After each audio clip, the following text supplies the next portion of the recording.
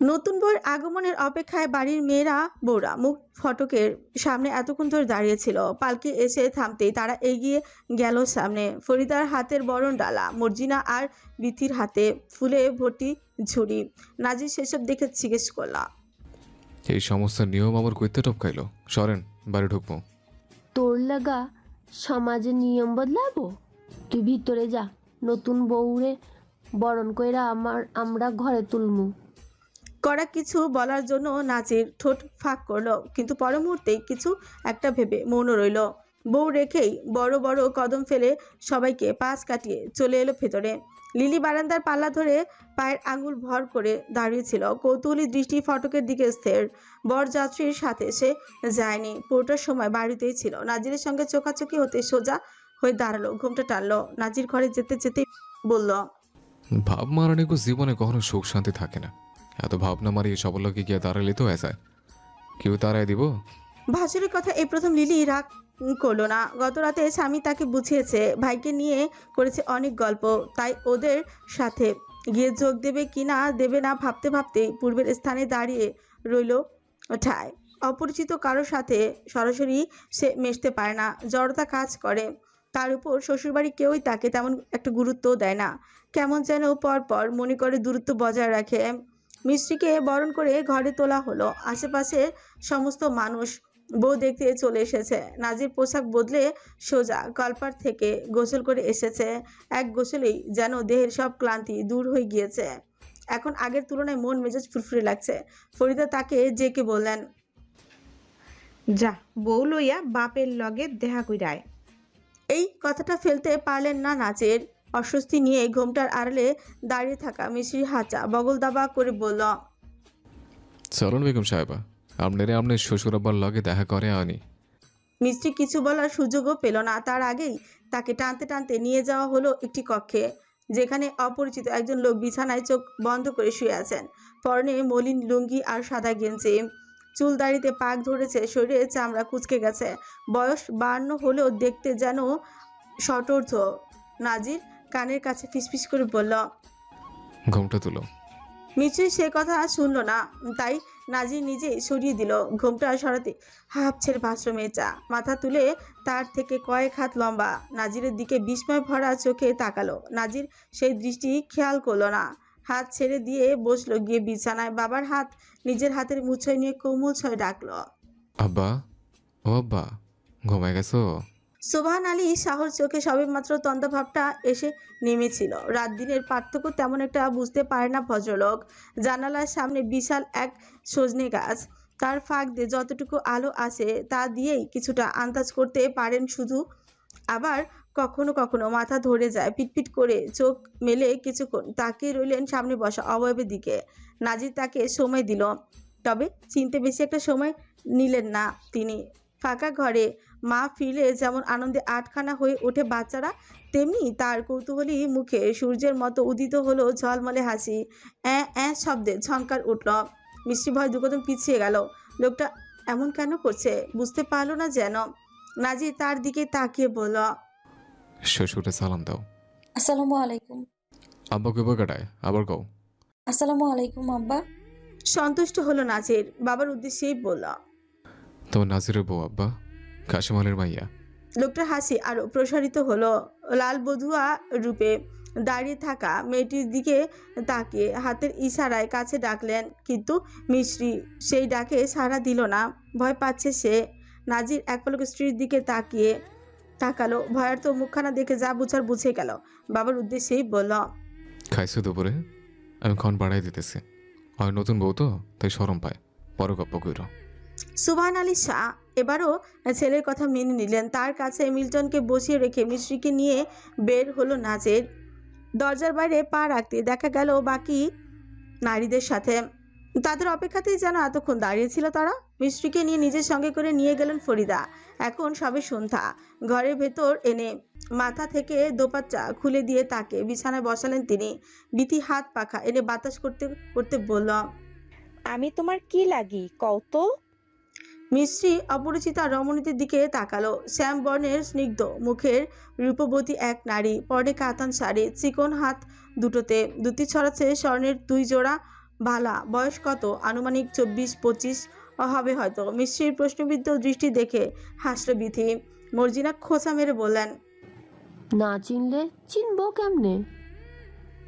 আমি হইলাম সম্পর্কে তোমার চাচাতো যা, আমারে নিজের বড় বইনও মনে করতে পারো। মিষ্টি ঘাড় কাত করে বাধ্য মেয়ের মতো মেনে নিলেন কথাটা। বিথি সহ উপস্থিত সকলে সন্তুষ্ট হলো। মর্জিনা জিজ্ঞেস করলেন, আমারে চেনা চেনা লাগে? হ্যাঁ, কেডা আমি? ছোট চাচি শাশুড়ি। মর্জিনা খুশি যেন ধরে না। বিয়ের কথাবার্তা শেষে ফরিদাকে নিয়ে একবার আংটি পরাতে গিয়েছিলেন ও বাড়ি। তখনই মেয়েটাকে পাশে বসে গম্ভীর কণ্ঠে বলেছিলেন, আমি হইলাম তোমার ছুডো চাচি শাশুড়ি, তোমার জামাইয়ের শত্রু, মনে রাখো কিন্তু। সে কথা এখনো মনে রেখে দিয়েছে মেয়েটা। মর্জিনার মন জয় করা যদিও সহজ নয়, তবুও মিশ্রির প্রতি তার মন যেন কিছুটা গলল। তারপর ঘরে এলো সোমা।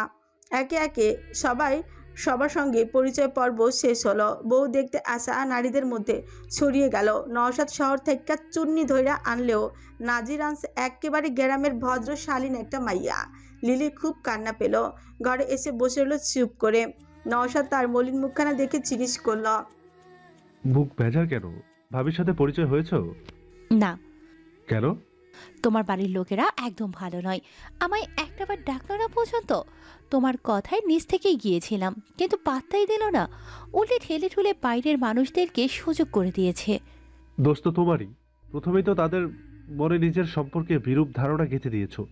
এখন হুট করে তো আর সব ঠিক হবে না। অন্তত নতুন ভাবির সঙ্গে সম্পর্কটা ভালো করো, যা হয় তোমার।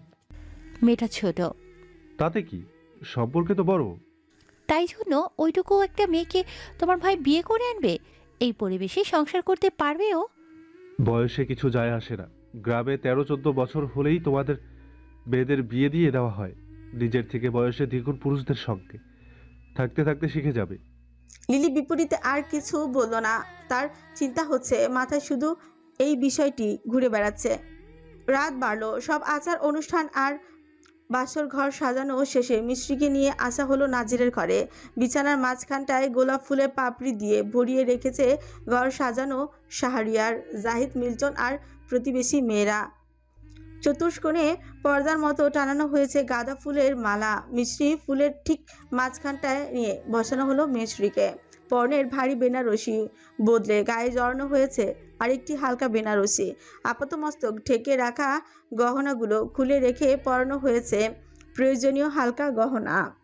সারাদিনের ক্লান্তি শেষে দূর হয়ে এখন একটু স্বস্তি আর শান্তি ফিরে এসেছে মেয়েটার জীবনে। যেন হাঁপ ছেড়ে বাঁচল সে।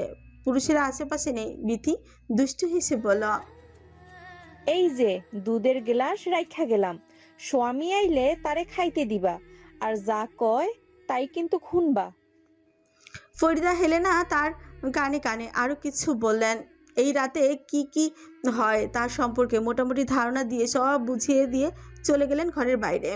ভয় কিংবা লজ্জায় ক্ষণে ক্ষণে কেঁপে উঠছে মিশ্রির দেহ। গলা ছেড়ে কাঁদতে ইচ্ছে করছে তার।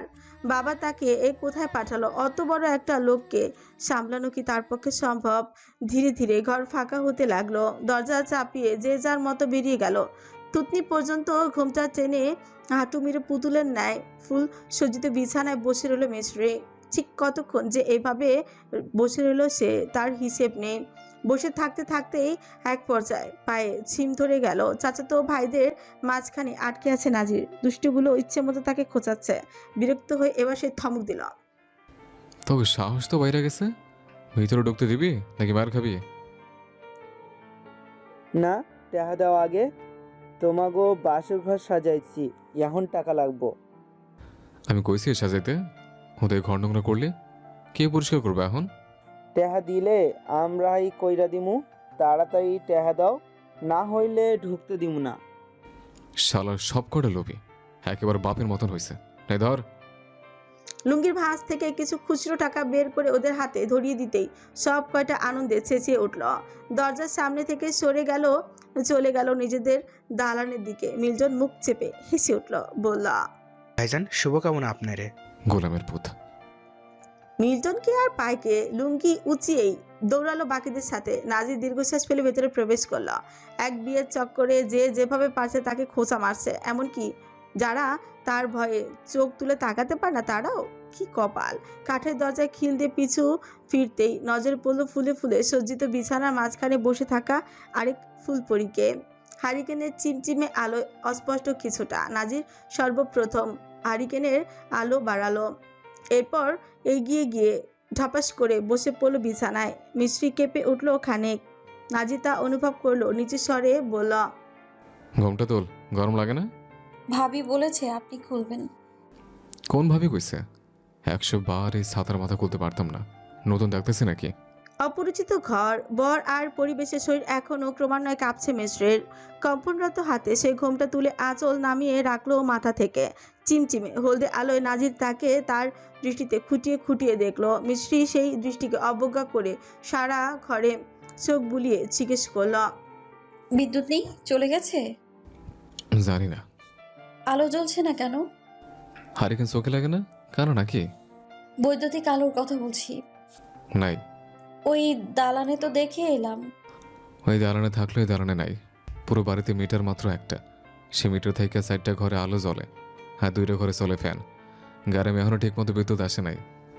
কই, আমাদের বাড়িতে তো আছে। তগ বাড়িতে উত্তর পাড়ায়, পিছনের রাস্তাতে অন্য গ্রামে যাওয়া যায়, তাই আনা গেছে। আমরা থেকে পশ্চিমে, তাই বিদ্যুতের তার এতদূর ঠিক মতো আইয়ে না, আইলেও লোড নেয় না। নীরবে শুনল মিশ্রি। নিচ থেকে দুধের গ্লাসটা উঠিয়ে এবার সামনে ধরলো নাজিরে। নাজির এক পলক তাকিয়ে রইল তার হাতের দিকে। মিশ্রি মিনমিনের স্বরে বলল, এটা আপনার। আমার কেমনে? গরুর। ভড়কে গেল মিশ্রি, বলল, আপনাকে খেতে বলে গেছে। নাজির কিছুক্ষণ চুপ করে থাকে, দুধের গ্লাস হাতে নেয় না, বলে, তুই খা। আমি কেন খাবো? আপনারটা আপনি খান। ব্যাপার কি? মতলব তো ভালো লাগতেছে না। দুধে কিছু মিশাইছস নাকি? কি মেশাবো? বিষ? আটকে উঠল মিশ্রি। কি বলছেন? বিষ কেন মেশাবো? আমার মারতে? আপনাকে কেন মারবো? আমাদের বিয়ে হলো না? আপনি তো এখন আমার স্বামী, তাই না? তাহলে স্বামী হিসেবে মানছস? মিশ্রি নিশ্চুপ। নাজির তাড়া দিয়ে বলল, তাড়াতাড়ি খা, আমার সামনে খাবি, তখন বিশ্বাস নাই। সারাক্ষণ মাথার ভিতরে খুব দিলেও খরচ। মিশ্রির কিশোরী মনে রাগের সঞ্চার ঘটল। রাগে ফুসতে ফুসতে এক নিঃশ্বাসে গ্লাস থেকে তরল দুটুকু গলতকরণ করলো। নাজির ঠোঁট চেপে হাসল। হঠাৎই খাটের তল থেকে বের করলো মাঝারি আকারের একটি বাঁশ। মিশ্রির রাগ ভয়ে রূপ নিল। লোকটা কি তাকে এখন মারবে? তবে সেই ভাবনাকে বিস্তার লাভ করতে না দিয়ে বাঁশটাকে হাঁটুতে চেপে দ্বিখণ্ডিত করে এক খণ্ড বধূর দিকে এগিয়ে দিল নাজির। বলল, নে আখা, তুই ছোট মানুষ, তোর লাগে আবার কি এর বাসর কর্ম, পরে কানবি। হাত বাড়িয়ে তা নিল মিশ্রি। আখের রস খেতে তার ভালো লাগে। ছোট ভাই সুন্দর করে ছিলে বটি দিয়ে ছোট ছোট টুকরো করে তাকে কেটে দিয়ে খেতে দিত। তবে নাজির তা করলো না। সে দাঁত দিয়েই ছিলে নিজেরটা খাচ্ছে, আর কিছুক্ষণ পর পর একটা ডেচকিতে ছিকলা ফেলছে। মিশ্রি চেষ্টা করলো কিন্তু পারল না। এই মুহূর্তে ভাইয়ের কথা খুব মনে পড়ছে তার, তাই নাক টানলো। নাজির আর চোখে দেখে বলল, আবার কোন বিরহ জাগলো মনে? দাঁতে জোর নাই তোর? আপনি খুব খারাপ মানুষ। তুই আর তোর গোষ্ঠী বুঝি ভালা? হ্যাঁ। আইসে ভালো মানুষ। কি খারাপি করছে তোর লগে? তুই তোকারি করছেন কেন? বউদের কেউ তুই করে বলে? তো কি কয়, শুদ্ধ মারানি? তুমি করে বলতে হয়, সুন্দর করে কথা বলতে হয়। আচ্ছা, তুমি না করলে জানতেই পারতাম না বউ। নাজিরের কণ্ঠ থেকে ঢং করে বলা বউ শব্দটা শুনে লজ্জায় মাথা নুইয়ে নিল মিশ্রি। আড়ষ্ট হয়ে বলল, শুদ্ধ মারানি কি? যারা শুদ্ধ কথা কয় তারাই শুদ্ধ মারানি। এবার ঘুমা। জগের পানি দিয়ে হাত ধুয়ে পরে পাঞ্জাবিটা খুলে আলনায় ঝুলিয়ে রাখলো নাজির। হারিকেনের আলো কমিয়ে শটান শুয়ে পড়ল বিছানায়। মিশ্রি খাপড়ে গেল। আমি কোথায় শোবো? যে জায়গায় বইয়ে আসোস, ও না না, যে জায়গায় বইয়ে আসো সেই জায়গায়। আপনার পাশে? তো কি মতিনের বাসে? বউরে তুমি রাখতে হয়, এটা জানো? কিন্তু বউ কুচি জামাইয়ের বাসে জামাইয়ের জড়ায় ধরে শুইতে হয়, এটা জানো না? হাতে পাকনি সেরি। মিশ্রির লজ্জা লাগছে, বুক ধুকপুক করছে। একদিন যে এই লোকটার ঘরে তাকে আসতে হবে কখনো কি ভাবতে পেরেছিল সে? তবে ভাবি বোনেরা যে ভয় তাকে দেখিয়েছিল তার কিছুই তো হলো না, তাতেই শান্তি। আর না ভেবে সেও পাশে গুটিসুটি মেরে শুয়ে চোখ বুঝল। নাজির অন্ধকারে কাছে ঘেঁষে এক হাতে তাকে জড়িয়ে নিল নিজের সাথে, ফিসফিস করে বলল, আয়ো বউ, সব দুঃখের গপ্প করি। ঘুমানোর লাইকা তো সারা জীবন বইরাই রয়েছে। রাতের আধার কেচে ভোর হয়ে এলো দ্রুত। অপরিচিত ঘরে ভালো ঘুম হলো না মিশ্রির। মোরগের ডাকে সে শোয়া থেকে উঠে বসলো। পাশে নাজির শুয়ে আছে, সারা রাত নাক ডেকে ঘুমিয়েছে। তখনই দরজায় কড়া নাড়ল কেউ। আঁচল ঠিক করে ঘুমটা টেনে দরজা খুলতেই দেখা মিলল বিথির। মেয়েটি হাসল। ঘুম ভাঙছে? বাড়ির পুরুষ মানুষেরা এখনো বিছানা ছাড়ে নাই, তাড়াতাড়ি আইও, হেরা উঠতে উঠতে গোসল সাইরা নেও। এত সকালে? হ, মাইয়া দেহি কিছুই জানে না। আইও আইও, কাপড় লগে আনছো নাকি দিতে হইব? এনেছি। আইও তাইলে, আমি দুয়ারে আছি। দরজা চাপিয়ে ঘরে এলো মিষ্টি। বিয়েতে আত্মীয় স্বজনদের থেকে অনেক শাড়ি উপহার পেয়েছে সে। সাথে বাবার সঙ্গে গিয়ে মাও কিনে এনেছিল বেশ কতগুলো। সেগুলোই ফেরার পথে ব্যাগে গুছিয়ে দেওয়া হয়েছে। কিন্তু মিষ্টি নিজে শাড়ি পরতে পারে না, তাই শাড়ি হাতে বেশ কিছুক্ষণ দাঁড়িয়ে রইল একই স্থানে। ফের ডাক আসতে দ্রুত বেরিয়ে গেল বিথিকে। না হয় পরে পরিয়ে দেওয়ার কথা বলবে। সকাল সকাল টিউবওয়েলে ঠান্ডা পানি দিয়ে গোসল করে ভেজা বেড়ালের মতো নেতিয়ে গেল মিষ্টি। বিথির থেকে শাড়ি পরে উঠোনে পর্যন্ত আসতেই দেখা হয়ে গেল নাজিরের সাথে। নিমের ডাল দিয়ে সে মেসক করছে, পরনে শুধু একটি মাত্র লুঙ্গি আর গলায় ঝুলছে গামছা। লোম ভর্তি বুকে নজর যেতে লজ্জা আরও নেতিয়ে গেল মেচা। দৃষ্টি সরিয়ে নিল নাজির। থুতু ফেলে পাশ কাটিয়ে চলে যেতেই বলল, আলহামদুলিল্লাহ, বউটা মোটা হইলেও সুন্দর আছে। প্রত্যেক দিন ঘুম থেকে ওইটা এ মুখ দেখলে দিনটা ভালোই যাইব। লোকটা প্রশংসা করলো নাকি খোঁচা মারল তা বুঝতে পারল না মিশ্রি। এক পলক সেদিকে তাকে দৌড়ে চলে এলো ঘরে। এখন সে বিবাহিত, তার একটা স্বামী আছে। ভাবতে লজ্জায় শিহরিত হয়ে উঠছে দেহ। ইচ্ছে করছে খাটের নিচে ঠুকে বসে থাকতে। তার উপর আজ আবার বউ ভাত। বাড়ির লোকেদের সামনে মুখ দেখাবে কি করে, এ ভেবে লজ্জায় অস্থির হয়ে উঠছে তার মন। বৌভাতে চাকচমকপূর্ণ আয়োজন করা হয়েছে শাহবাড়িতে। নিজেদের গ্রামের পাশাপাশি পাশের গ্রামের গণ্যমান্য ব্যক্তিদের নিমন্ত্রণ করেছেন আমিরুল শাহ। যেন মাস্টার বাড়ির সঙ্গে এক অদৃশ্য প্রতিযোগিতায় নেমেছেন তিনি। কোথাও কোনো ফাঁকফোকর থাকলেই প্রতিপক্ষের নিকট পরাজয় নিশ্চিত। মিস্ত্রিকে ঘিরে আছে একঝাঁক অপরিচিতা রমণী।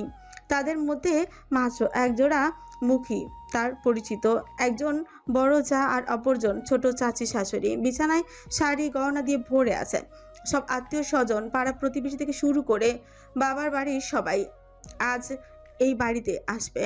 তাই সকলের খাওয়া দাওয়া শেষে শুরু হয়ে গিয়েছে তাকে সাজানোর তোড়জোড়। আমিরুল শাহ সবার উদ্দেশ্যে বলেই দিয়েছেন, গা ভর্তি গহনা পরাইয়া সুন্দর কইরা সাজাইবা ওরে। শাহবাড়ির নতুন বউ দেখা যাতে সবার তাক লাগাইয়া যায়। শাড়িটা কোনো রকম নতুন বধূকে পরিয়ে নারীরা একে অপরের সঙ্গে খোঁজ গল্পে মেতে উঠেছে। এদের কোনো কথাই মিষ্টির ছোট্ট মাথায় ঢুকছে না। সে চুপচাপ বসে আছে। একবার এর তো আরেকবার ওর মুখের দিকে তাকাচ্ছে। ঠিক এমন সময় দরজা চৌকাটে এসে দাঁড়ালো এক তরুণী। গায়ের রং চাপা হলেও মুখশ্রীর গড়নে ঠাই মেরে বসে আছে এক দুর্লভ মাধুর্য। উচ্চতা অবশ্য বেশি নয়, বরং মিষ্টির থেকে 2-3 ইঞ্চি কমই হবে। তাকে দেখে মুখ বাঁকে অন্যদিকে ঘুরে গেল বিথি। মর্জিনা জিজ্ঞেস করলেন, কিছু কইবা? লিলি ভিতরে প্রবেশ করে হাতে খয়েরি রঙের একটি কাঠের বক্স। বেশি বড় নয়, বরং মাঝারি আকারের। দৃষ্টি সবার মধ্যমণি হয়ে বসে থাকে মিশ্রির দিকে স্থির করে বলল, তেমন কিছু না, বড় জায়ের সঙ্গে আলাপ করতে এসেছি। পরে কইর, এখন ওরে সাজানো হইব। একটু পরে অতিথিরা আওয়া শুরু করবে। সমস্যা নেই, আপনারা যান, আমি না হয় সাজিয়ে দেব। তুমি দিবা? দরকার নাই। এমা, কেন? আমি খুব ভালো সাজাতে পারি। আমার চাচাতো বোন একজন বিউটিশিয়ান, তার থেকে এসব শিখেছি। বিথি কেমন করে যেন তাকালো। এই মেয়েটিকে প্রথম দিন থেকে তার ভালো লাগে না। লাজ লজ্জার বালাই নাই, চাটাং চাটাং কথা বলে, এমন ভাব যেন কাউকে গোনাই ধরে না। কর্কশ কণ্ঠে বলল,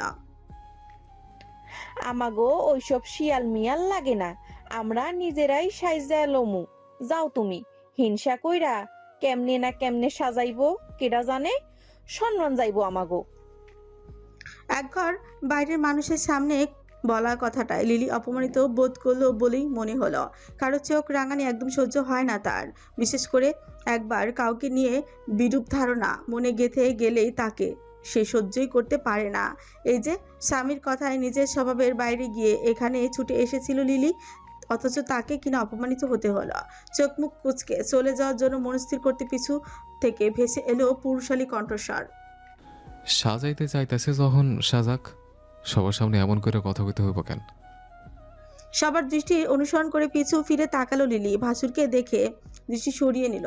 পরের গেঞ্জি ঘামে ভিজে যাওয়া নাজির এসেছিল পোশাক বদলে ঘরের ভিতর, কিন্তু ভেতরে মেয়েদের মাছের বাজার দেখে বিরক্ত হলো। ফের বলল, একটা মানুষের এমন করে ঘিরা ধরতে হইব কেন? বউ জীবনে দেখেন নাই, কারো ভালো মন্দ বুঝে না হাকলের দল, যে সাজাইব হ্যাঁ বাতে বাকি সব বাহিরন। মর্জিনা তির্যক দৃষ্টিতে তাকিয়ে মুখ ঝামটে দিয়ে বললেন, সব কিছুতে মাতব্বরি রে। তোর বউরে কি মাইরা ফেলতেছি? ফেলতে কতক্ষণ? আমার সুখ তো আপনাকে সহ্য হয় না। বাহির হন তো, বলে মশে সব কিছু যত বাড়াবাড়ি। তার কথায় কাউকে রাখতে দেখা গেল না, বরং ভিড় থেকে ভেসে এলো চাপা কোজন। বিয়ে করতে না করতে নাজির বউ পাগলা হইয়া গেছে। নাজির সেই কথায় গুরুত্ব দিল না। তার ঘর থেকে বের হতেই সে ভেতরে ঢুকে আলনা থেকে আরেকটি গেঞ্জি নিয়ে নিজেও বেরিয়ে গেল, অথচ একবারের জন্য স্ত্রীর দিকে তাকানোর প্রয়োজনও মনে করলো না। লিলি দরজা চাপিয়ে বিছানায় এসে বসলো। বক্সটা খুলতে খুলতে জিজ্ঞেস করলো, তোমার নাম কি? মিছরি। আমি লিলি, সম্পর্কে তোমার ছোট যা। আমার ছোট? তার বিস্ময় ভরা মুখ দেখে লিলি হেসে ফেলল। হ্যাঁ, সম্পর্কে ছোট হলেও বয়সে কিন্তু আমি তোমার বড়। তবে তুমি চাইলে তোমায় আমি আপা বলেই ডাকতেই পারি। না না, তুমি ডাকবে কেন? আমি তোমায় আপা বলে ডাকবো? তোমার উচ্চারণ তো স্পষ্ট, একেবারে বইয়ের ভাষায় কথা বলো। আমি আমার নানা বাড়িতে থেকে বড় হয়েছি, তাই বড় মামা আর মামাতো ভাইদের থেকেই শুদ্ধ ভাষায় কথা বলা শিখেছি। পড়াশোনা কত দূর? এবার ৮ম শ্রেণীতে। তুমি? আমি মাধ্যমিক দিয়েছি। কথা শেষ করে কিছুক্ষণ মৌন রইল লিলি। দক্ষ হাতে সাজাতে সাজাতে আশেপাশে লক্ষ্য করে ফিসফিসিয়ে এক সময় বলল, সত্যি করে একটা কথা বলো তো, এই বিয়েটা কি তোমার ইচ্ছেতে হয়েছে নাকি জোরপূর্বক তোমার উপর চাপিয়ে দেয়া হয়েছে? মিষ্টির মুখখানে মলিনতা এসে ভর করলো। লিলি আশ্বস্ত করে বলল, আহা, নির্ভয়ে বলতে পারো, আমি কাউকে জানাবো না। জোর করে? আমি তো শুনেছি তোমরা নাকি এই বাড়ির শত্রু। আমিও শুনেছি। তাহলে? জানি না, আমাদের বাড়িতে দাদার কথাই শেষ কথা। দাদা যা বলেন তাই আমার বাপ চাচারা বিনা বাক্যে মেনে নেয়। কাউকে পছন্দ ছিল থাকলে পালাতে পারতে। সবার মান সম্মান বাঁচানোর দায়িত্ব বুঝি আমাদের মেয়েদের উপর পড়েছে। পছন্দ? না, ছিল না। বোন মনে করে বলতে পারো, আমার বাবাও অন্য জায়গায় আমার বিয়ে ঠিক করেছিল। অনেকবার বোঝালাম কিন্তু বুঝলই না। পরে তোমার দেওরের হাত ধরে বিয়ের দিন পালিয়ে এসেছি। কই কিছু হয়েছে? পরে তো ঠিকই সবাই মেনে নিল। এখন স্বামী নিয়ে ওখানেই থাকি। মিষ্টি অবাক হলো, বিপরীতে প্রশ্ন করলো। লিলিও হেসে হেসে তার প্রশ্নের জবাব দিতে লাগলো। গল্পের ফাঁকেই তাকে আবারও সাজিয়ে দেওয়া হলো বধূ। দুপুরের রোদটা প্রকট হতেই লোকারণ্যে ভরে গেল শাহবাড়ির দোরগোড়া।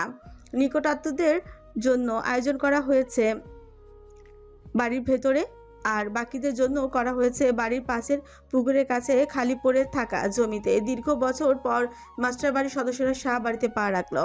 তবে ভেতরে বিদ্বেষ শত্রুতা প্রকাশ্যে আনা হলো না তাদের, বরং তাদের যা আপ্যায়ন করা হলো তাও লোক দেখিয়ে। আকবর মিয়া লাঠিতে ভর দিয়ে চারপাশটা ভালো করে দেখছেন।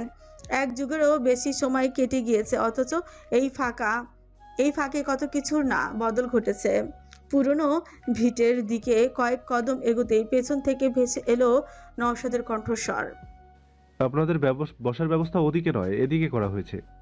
সহসা পিছু ফিরে তাকালেন বৃদ্ধ। অপরিচিত মুখের দিকে কিছুক্ষণ তাকিয়ে থেকে জিজ্ঞেস করলেন, তুমি জানি কেডা? নওশাদ, নাজির ভাইয়ের ছোট ভাই। ও, এর লাইকাই খালি চেনা চেনা লাগদা ছিল। বিয়া উপলক্ষে শহর থাইকা আচ্ছস বুঝি? হ্যাঁ। তোর আব্বার ঘর কোনটা রে? লইয়া চল, বহুদিন তারে দেখি না। নওশাদ ইতস্তত করলো, আশেপাশে তাকিয়ে খুঁজলো কাউকে। আকবর মিয়া সজাগ কণ্ঠে বললেন, আমি দেখছি পাগলাই আশেপাশে নাই, লইয়া চল দাদা, এই একটু কথা কই। বৃদ্ধর স্নেহভরা আবদার উপেক্ষা করতে পারল না নওশাদ। আরেকবার আশেপাশে লক্ষ্য করে তাকে নিয়ে গেল বাবার ঘরে। নওশাদকে নিয়ে সকালে বাবাকে গোসল করিয়েছে নাজি, নতুন পোশাক পরিয়েছে, রাঁধুনি রান্না শেষ হলে খাবার এনে সর্বপ্রথম তাকে খাইয়ে দিয়ে গিয়েছে। নওশাদের সাথে পুরনো ঘরটায় প্রবেশ করলেন আকবর মিয়া। বাড়িটা আগের মতোই রয়েছে, শুধু একটু লেপঝোপ করে বদলানো হয়েছে ঘরের দেয়াল, মেঝে আর ঘুনে খাওয়া দরজাটা। সুবহান আলী শাহ জানালার দিকে মুখ ফিরিয়ে চোখ বুজে আছে। নওশাদ চাপা স্বরে পড়ল, আমি দরজার বাইরে আছি, আপনারা হয়ে গেলে চলে আসবেন। আচ্ছা। নওশাদ ঘর থেকে বেরিয়ে চৌকাঠে গিয়ে দাঁড়ালো। আকবর মিয়া ছোট ছোট কদম ফেলে এগিয়ে এসে বসলেন চৌকিতে, কোমল স্বরে ডাকলেন, সুবহান, ও সুবহান, সুবহান রে। দীর্ঘদিন পর নিজের ডাকনাম শুনে চট করে বন্ধ চোখজোড়া খুলে ঘাড় ফিরিয়ে তাকালেন সুবহান আলী শাহ। সরল দৃষ্টিতে তাকিয়ে রইলেন বেশ কিছুক্ষণ। আকবর মিয়ার চোখ বোধহয় অশ্রু জমলো, মুক্ত দানার মতো চিকচিক করে উঠল। আরে আমারে চিনছস? আমি তো আকবর চাচা। সাইতো লোকটার শান্ত মুখমণ্ডল অস্থির হয়ে উঠল। অবশ হাতখানাও বাড়িয়ে দিতে চাইলেন সামনে, কিন্তু পারলেন না। উত্তেজিত হয়ে মুখ দিয়ে অদ্ভুত শব্দ বের করতে লাগলেন। শক্তপোক্ত বয়োজ্যেষ্ঠ বৃদ্ধ তা দেখে নিজেকে আর সামলাতে পারলেন না। শেষ যবে এই বিমূঢ় মৃত লোকটাকে তিনি দেখেছিলেন, তখন সে ছিল যুবক, একেবারে তার সুজনের বয়সী, স্ত্রী আর 2 পুত্র নিয়ে কি সুন্দর সংসার। অথচ তাকে যে এভাবে একদিন দেখতে হবে কখনো কি ভাবতে পেরেছিলেন বৃদ্ধ? ভার হয়ে আসা কঞ্চে বললেন, পারলে আমারে মাফ কইরে দিস বাপ। তখন আমার কোনো উপায় ছিল না, কিচ্ছু আসছিল না আমার হাতে। মাফ কইরা দিস আমারে, হ্যাঁ মাফ কইরা দিস। সুবহান আলী শাহর চোখে অশ্রু জমলো। এক পর্যায়ে তা গড়িয়েও পড়ল। বাইরে থেকে ভেসে এলো মুমিন শাহর কণ্ঠস্বর। কিছু সময় পর তা মিলিয়েও গেল। নওশাদ দৌড়ে এসে তাড়া দিল, এবার চলেন, ভাই দেখলে আমাকে বকবে। চোখের পানি আড়ালে মুছলেন বৃদ্ধ। শেষবারের মতো শুয়ে থাকা অপ্রয়োজনীয় মানুষটার দিকে একবার তাকিয়ে বুকে পাথর চাপা দিয়ে বেরিয়ে এলেন। নওশাদের উদ্দেশ্যে বললেন, বাপের খেয়াল রাখিস, যতদিন বাঁচে কাছে না গিয়া, যতদিন বাঁচে কাছে গিয়া না হয় একটু বসিস, মাথায় হাত বুলাইয়া মনোযোগ দিয়া কথা শুনিস, বুঝলি? না বুঝলেও শুনিস, যখন থাকবো না তখন আফসোস করতে হইব রে। আপনাদের ব্যাপারে এই অবস্থার জন্য দায়ী তো আপনারাই। আপনারা যদি এমন না করতেন তাহলে কি আজ বাপ থাকতেও আমাদের এতিমের মতো ঘুরতে হতো? নওশাদের দৃষ্টি সম্মুখ পানে স্থির। আকবর মিয়া কিছু বললেন না, নীরবে তার সব অভিযোগ মাথা পেতে মেনে নিলেন। পারুল এসে মেয়েকে জড়িয়ে ধরলেন বুকে। কাসেম আলী অবশ্য স্ত্রীর মতো এত ভালোবাসা প্রকাশ করতে দেখাতে পারলেন না। তার মাথায় হাত রেখে জিজ্ঞেস করলেন, শ্বশুরবাড়ি কেমন আম্মা? ভালো আব্বা। তুমি কেমন? আলহামদুলিল্লাহ। আর জামাই? উত্তর দিতে পারল না মিশ্রি। তার হয়ে জবাব দিলেন সৈয়দুন্নেসা। কেডা কেমন এখনই কেমনে বুঝবো? কয়দিন যাক সংসার করুক, তারপর না দেখতে পারবো কার আসল রূপ কেমন? একে একে সকলে এসেই কথা বলল মিশ্রির সঙ্গে। তারপর গেল খাবার খেতে, কিন্তু মাসুম গেল না। বোনের কাছে বসে রইল সে। তালেব এসে বোনের হাতে একটা থলে ধরিয়ে দিল। এখনো রাগ কইরা আছস? না। জড়তার সাথে উত্তর দিল মিশ্রি। তালেব হয়তো আরো কিছু বলতে চাইল, কিন্তু পারল না। ছোট বোনের সাথে তার মনের দূরত্বটা সব সময়কার মতো একটু বেশি। নইলে মাসুমের মতো করে ভালোবাসাটা সে প্রকাশ করতে পারে না কেন? চারিদিকে চাপা গুঞ্জন চলছে। সিদ্দিক মুরগির রানে কামড় বসিয়ে চেয়ারম্যানের চামচা মকবুলের উদ্দেশ্যেই বললেন, আমি কইছিলাম না দুইটার মধ্যে কিছু একটা আছে?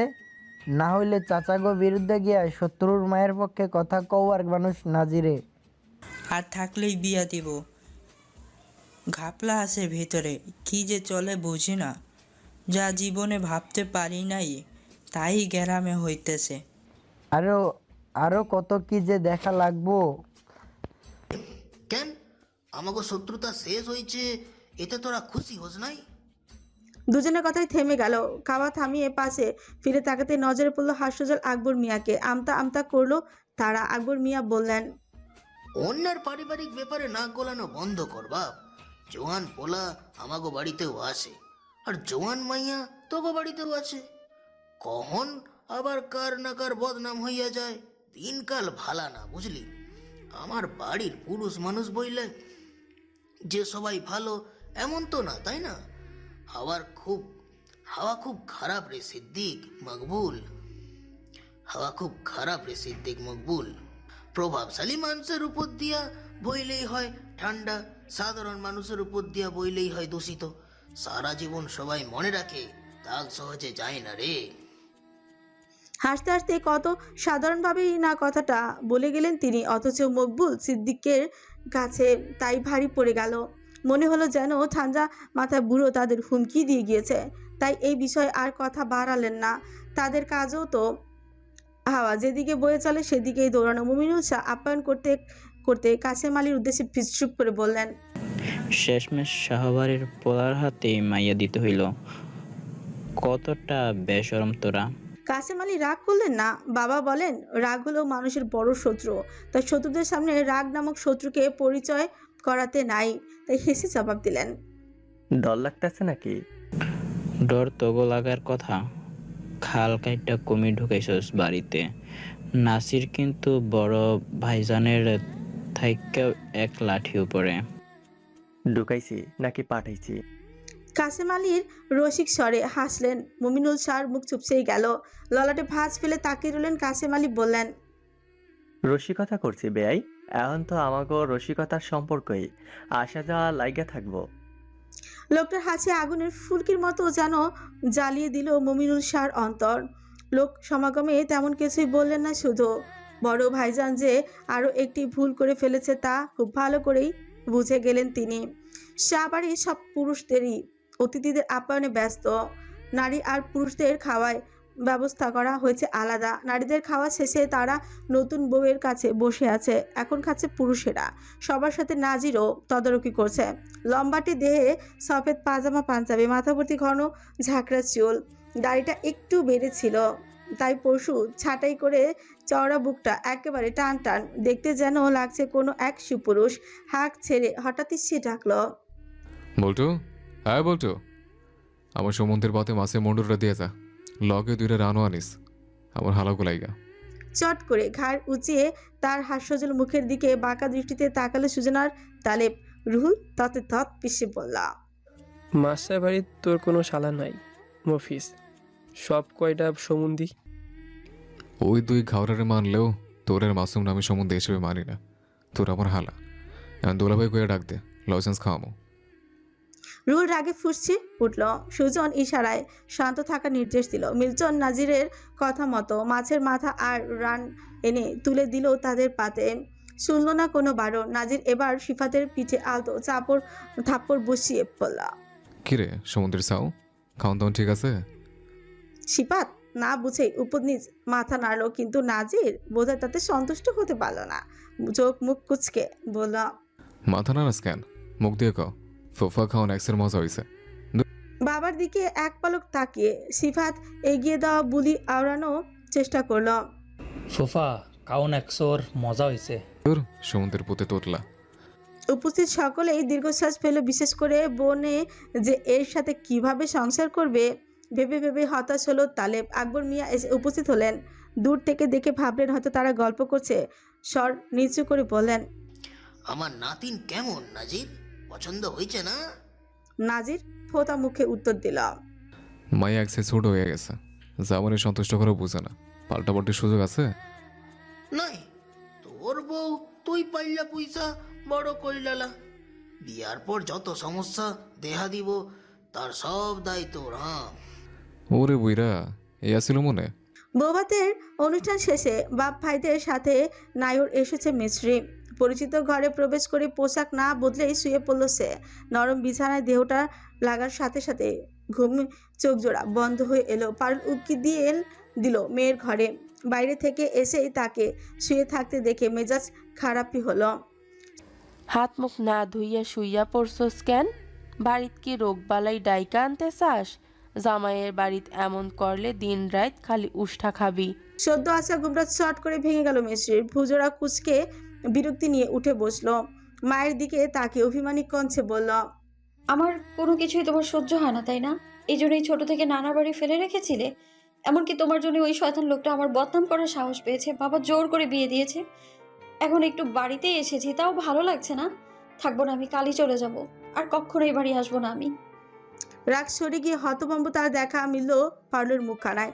মেয়েটা একটু ডান পিঠে অলসতা সবাই জানে, কিন্তু তাই বলে মায়ের মুখের উপর এত বড় কথা পারুল বিশ্বাস করতেই পারেন না। হঠাৎ করে কি হলো এই মেয়ের? এটাই বা কেমন কথা? এসবের জন্য তিনি দায়ী। স্বামীও সেদিন এই কথাটাই বলেছিলেন, এমনকি অভিযোগও করতে ছাড়েনি নিজের মা আর ভাই বউও। বিপরীত কিছু বলার জন্য ঠোঁট নাড়ালেও আর বলতে পারলেন না তিনি। পেছন থেকে শাশুড়ি সৈয়দুন্নেসা গম্ভীর কণ্ঠে বললেন, তুমি তোমার কামে যাও বউ। কয়টা দিন ধইয়া মায়াডার ওপর দিয়া অনেক ধকল যাইতাছে। নতুন পরিবেশে কেমন আসিল কেডাই জানে। মন মতো একটু চলতে দাও। শ্বশুর বাড়িতে ফিরলেই তো আবার বন্দি জীবন শুরু। শাশুড়ির নির্দেশ মেনে নিয়ে প্রস্থান করলেন পারুল। সৈয়দুন্নেসা ঘরে এসে বসলেন। নাতনির বেজার মুখে তাকে কোমল স্বরে বললেন, মায়ের লগে এমন কইরা কথা কইতে নাই বউ। মাই কষ্ট পাই। তাহলে সারাক্ষণ বকে কেন? সন্তানের ভালার লাগাই বকে। মিশ্রি নিশ্চুপ। বৃদ্ধা পুনরায় বললেন, মায়েরা কখনো সন্তানের ক্ষতি চায় না। সন্তানের ক্ষতি মানে তাকে নিজেগো ক্ষতি। তোমার লগে যা হয়েছে তা তোমার ভাগ্য। যদিও তোমার মাই পুরোপুরি নির্দোষ না, তার উচিত আসিল তোমারে সামলাইয়া রাখা। তবে এইসব তার ইচ্ছাকৃত আসিল না বউ। তোমারও বিয়া হয়েছে, একদিন সব বুঝবা। দুজনের মধ্যে আরও কোনো কথা নেই।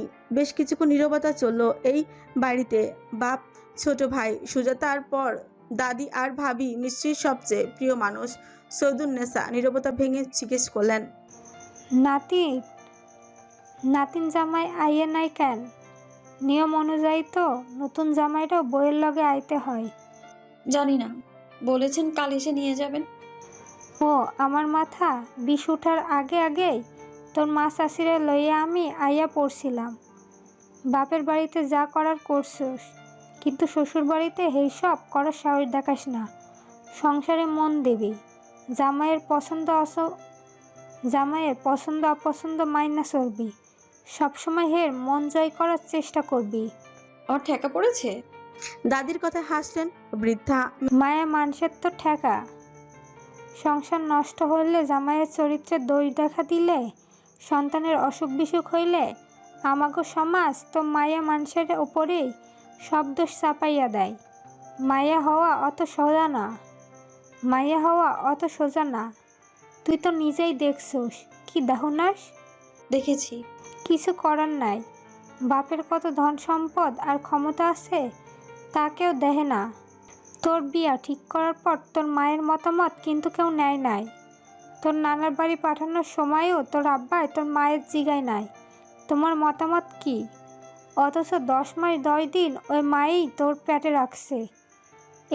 এই সংসারে নিজের জায়গা পোক্ত করার লাইগা আমার অনেক কিছু করা লাগছে। নিজের ভাগের খাওয়ানটা পর্যন্ত তুইলা দিতে হয়েছে তোর বাপ চাচা ফুপুগোর পাতে, আবার কখনো তোর মা চাচির পাতে। তোর দাদার হতে মিলাইছি। সংসারে কাম একলা করছি। এরপরেই না সবার মন পাইছি। মায়া মানুষের কষ্ট আল্লাহ ছাড়া আর কেউ দেখে না।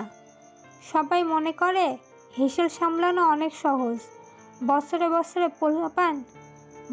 বছরে পোলাপান জন্ম দেওয়াও সহজ। মায়া মানুষ ভালো মন্দ খাইব কেন? হে কি কামাই করে? তাই কখনো নিজের দুঃখে মলম লাগানোর লাইগা অন্যের দিকে চাইয়া থাকবি না। তোর বিষ তোরই, তোর দুঃখ তোর মান অপমান সব তোর বাপ দাদাই তোরে কুমোর ভর্তি খালে ফালাই দিছে। হেন থেকে তুই কখনো উঠা আইতে পারবি না। কিন্তু লড়াই তো করতে পারবি নাকি? লড়াই করতে হইবে। নিজের জায়গা নিজে তৈরি করতে হইবে। কুমির গো, মায়া ভালোবাসা দিয়ে বশ কইরা থাকতে হইব। পুরুষ মানুষ সহজে আটকায় না। মা চাষিরা কইতো পুরুষগো নাকি আসলে বায়ধা রাখতে হয়, ডাহা মিশা কথা। বাধা যায় মাইয়া গো সংসারের শিকলে, কিন্তু পুরুষ বাধা যায় না। মিষ্টির মনোযোগ দিয়ে শুনলো সেসব কথা। কি বোঝে কে জানে, তবুও তার আনাড়ি মস্তিষ্ক জুড়ে সেসব ঘুরে বেড়ায়, ভাবে, প্রচুর ভাবে। ভাবনার শিকড় গভীরে গিয়ে আবারও ফিরে আসে। রাতে সবাই একসঙ্গে খেতে বসেছে। দাদা নিজের পাত থেকে মাছের মাথাটা তুলে দিলেন নাতনির পাতে। মৃদু হেসে বললেন, আরে আস্তে আস্তে খা, গলায় আটকাবো। খেতে বসে মিষ্টির যত্ন আতে আজ একটু বেশি হচ্ছে। সবার মধ্যে অস্বস্তি লাগছে মেয়েটার। কাশেম আলী খেতে খেতেই বললেন, আমিরুল শয়তানরা আর ভালো হইল না। জোয়ান কালো ইতরা ছিল, বুইরা কালো তাই। নাদিন না আইলে কিন্তু আমি আর আমার মাইয়া ওই বাড়িতে পাঠামো না, কইয়া দিলাম আব্বা।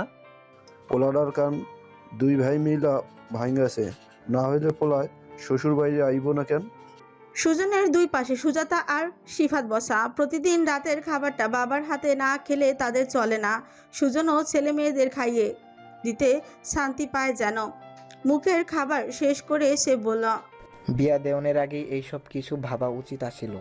ছোটবেলা থেকে জাগরে শত্রু ভাই ভাইছে তাগো বাড়িতে থাকতে আইব কেন? নাজিরে কি বলদ? আকবর মিয়া এতক্ষণ নীরব ছিলেন। সবার আলোচনা শুনে এবার মুখ খুললেন। বউ থইয়া পালাইয়া যাইব কই? ঠিকই আইয়া লইয়া যাইব, তোরা দেখিস।